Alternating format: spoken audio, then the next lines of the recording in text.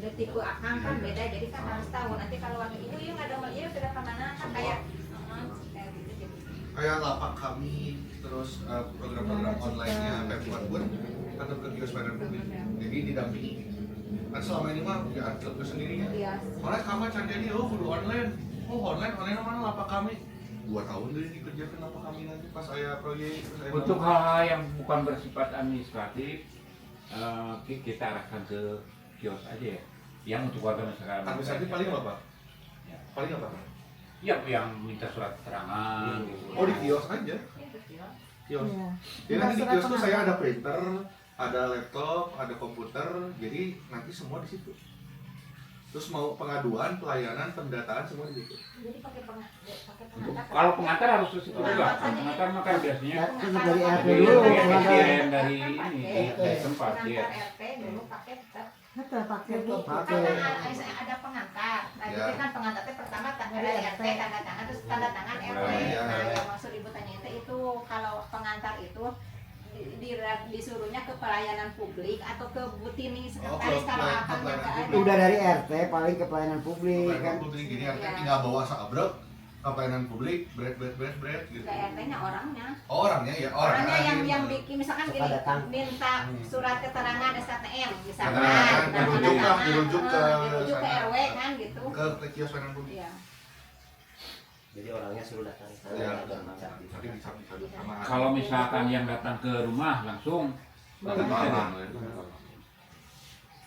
Kita kan mau mempersimpel, tapi Iya. nanti Pak Sekretaris harus ke kios pelayanan publik Oh, ya, iya. ngelaporkan bahwa iya, jadi ibarat nama digantikan lah.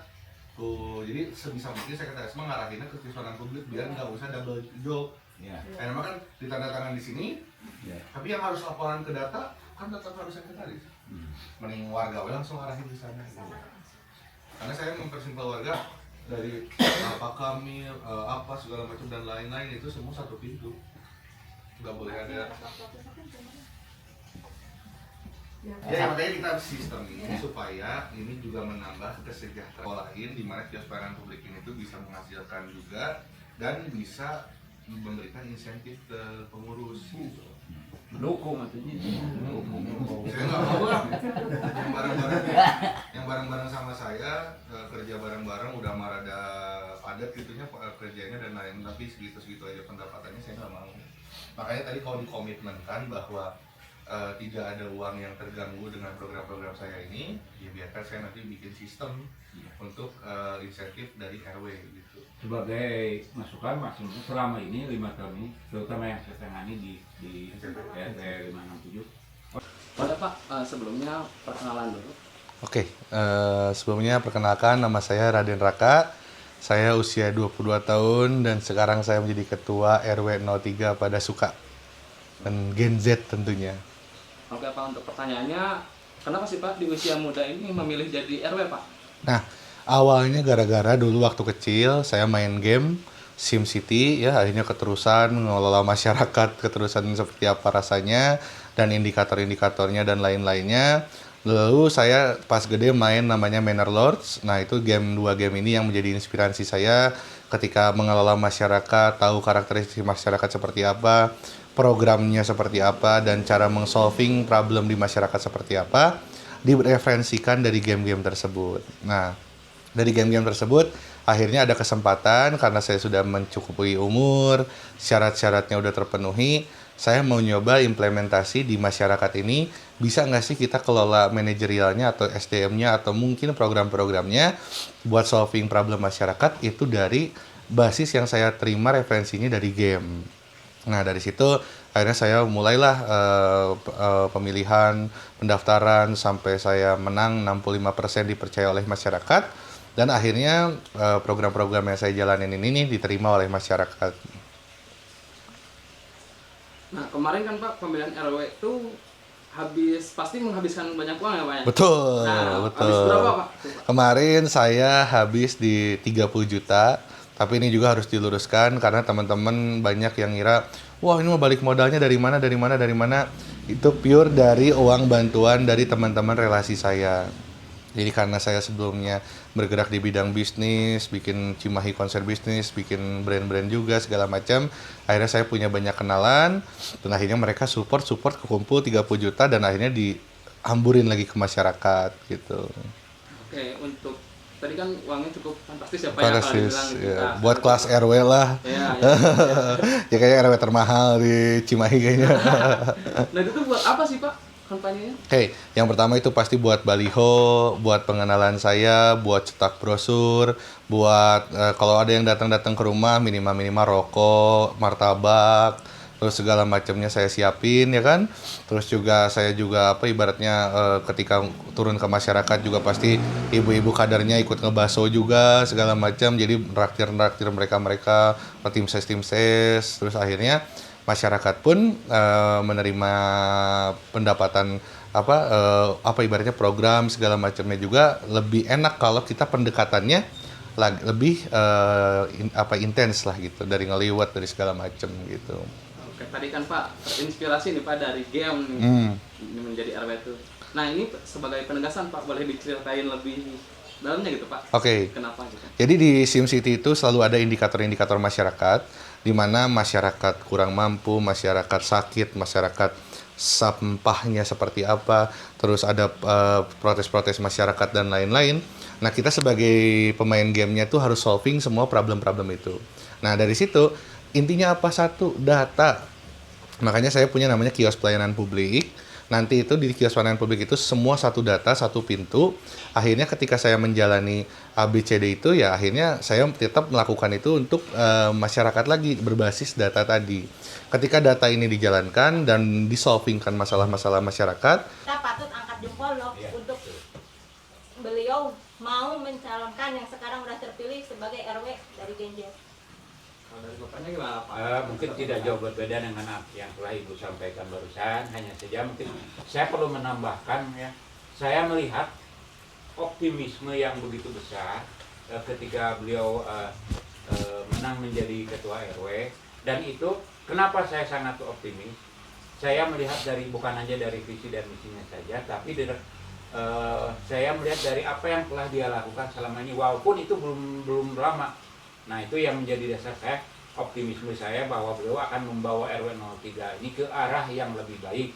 Selain tadi inovatif, juga banyak ide-ide briliannya yang beliau sampaikan, sehingga saya optimis itu akan membawa RW 03 ke arah yang lebih baik. Dan mungkin ini jadi panutan RW-RW lain mungkin, supaya kita tidak pesimis terhadap Gen Z. Itu mungkin yang bisa saya sampaikan.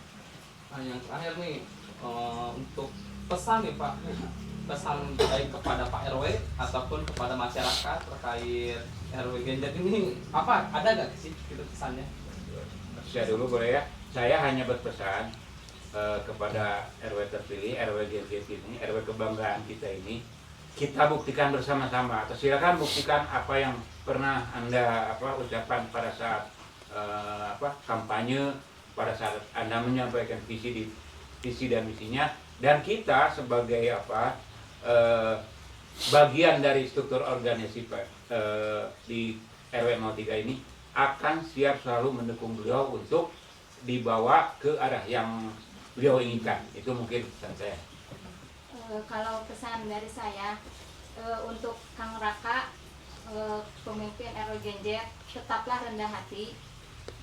Tetaplah apa yang akan visi misi kemarin janjikan kepada warga dibuktikan, dan tetaplah optimis bahwa walaupun Akang masih muda tapi Akang siap membawa RW 3 ini ke arah yang lebih baik. Dan untuk warga masyarakat RW 3, ayo kita dukung RW terbaru, RW muda, RW Genjer.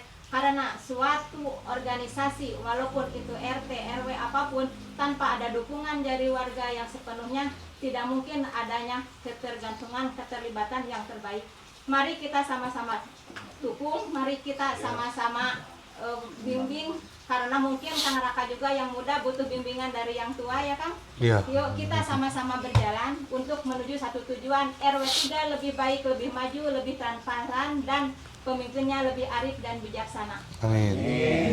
Baik, terima kasih Bapak Ibu. Siap. Candid dulu, candid.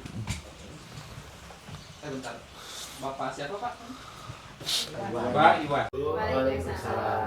Bapak Ibu, atur nuhun terus dongkap mempatin waktunya untuk hadir di sini. Sekarang kita banyak perubahan, banyak apa yang kita bakal kejar ke depannya, apa yang bakal kita laksanain ke depannya, dan apa yang kita bisa capai ke depannya itu untuk kekompakan kita. Makanya dari RT 1, RT 2, RT 3, RT 4 sampai RT 7 sampai pemukiman, sampai perumahan semuanya kompak. Akhirnya kita bisa menciptakan RW 3 lagi yang lebih muncul lagi, RW 3 yang lebih ke depan lagi, bisa lebih dapetin banyak atensi dari atas segala macam, yang akhirnya RW 3 ini bisa terus maju ke depannya lagi lebih baik lagi. Jadi atur nuhun atau sudah disiapin segala macamnya untuk kita bisa berjuang, bisa berjalan, bisa maksimal, sehingga ketika kita nanti ada suatu permasalahan kita tetap kompak, kita tetap berjalan seperti biasanya, supaya RW 3 ini nggak kepecah-pecah lagi. Udah capek-capek saya satukan, udah capek-capek saya barengin dan lain-lain, tapi nyatanya nanti kompak lagi, ya buat apa? Mendingan gitu, ya itu bersatu. Terus hari ini kita syuting bersama Metro TV dan bersama bapak-bapak RT, tuh bapak-bapak RT. Ada Pak Muin juga spesial ini dari bawah, Put ini ada Bunung. Nah, sekarang juga ada teteh wartawan.